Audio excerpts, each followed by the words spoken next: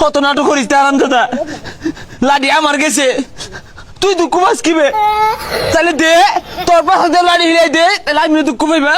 কি যে কান্দোস কে? আব্বা আমারে উসাইছেও গাছ লেখার হারে পিটছেও গেলে পিটছে ওই যে মার্কেট করা চাইছি। তোর বাপ তো আমার কইলো তোর বলে মেলা কিছু কিনা দিছে মার্কেটেতে, ওই লেগেই তো আমি তোর বই আব্বার মারা দিয়েছি। আব্বা আমার জীবন না তেনা তেনা মানে হারছে, লাঠি দিয়ে পাশ দিয়ে গুতা মারছে, কইলাম মধ্যে আঘাত। পুরুষ মানুষ তো জীবনই রমি মারি খেয়ে চলুন লাগে। গেন্দা রে তোরে খুঁজাছি, বাবা রে তোরে মাইরে আমার কইলে হাইটটা যাইতেছে গা, তুই না মরে যাস আর তোরে মার্কেট করে দেন। বাবা তুই থাক আমি যাই গা।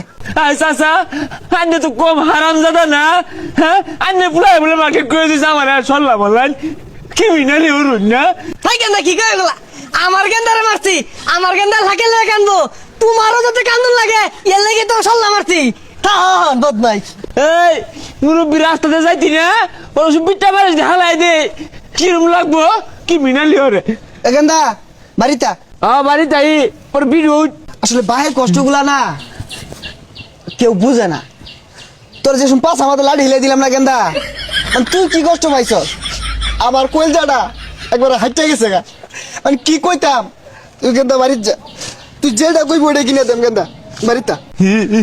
কত নাটক করিস আরাম দাদা, লাডি আমার গেছে, তুই দুঃখ পাস কিবে? তাহলে দে তোর পাশে লাডি হিলাই দে, তাহলে আমি দুঃখ পাইবা। এই বেসারিস্তা পাল্লা কথা কইলে ভাল লাগে না না।